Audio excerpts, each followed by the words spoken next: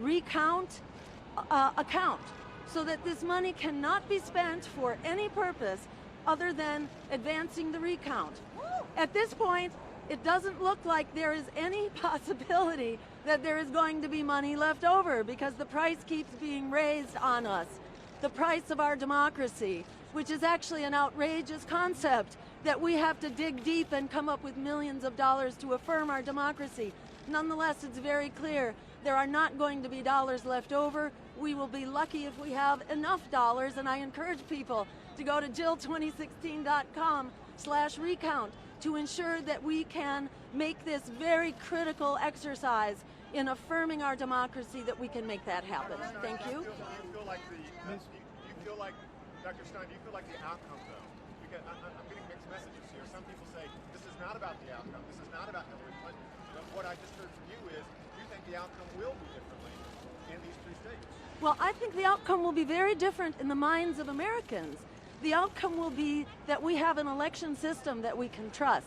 That is our first and foremost intention here, is to verify the vote and ensure that we have a accurate, secure, and fair voting system. Whether it will change the outcome, we don't know, and I think it would be unfair to raise expectations that the outcome is going to change. That's not our intent, and when we identified Michigan as one of the important states to examine, there was no victor at the time. So I want to underscore that we were not challenging one candidate or assisting another candidate. This is about ensuring that all votes get counted and that voters can trust this system going forward. Thank you. Ma'am, what evidence do you have of specific irregularities, and what proof do you have that those 75,000, I think that's the number you used, are blank? What proof do you have?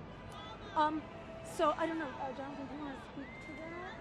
Well, I think there are a number of things that raise tremendous concern in an election. Just answer my question, though. What proof do you have that those 75,000 ballots are blank, and what specific examples do you have of voting irregularities? There is no way to determine. We think, compelling circumstantial evidence that machinery that is unreliable and archaic, machinery that has been outlawed in several states because of its unreliability, is operative here.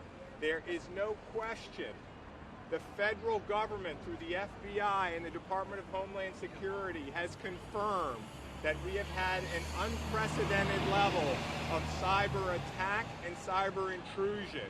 There have been cyber attacks on the voting systems in Arizona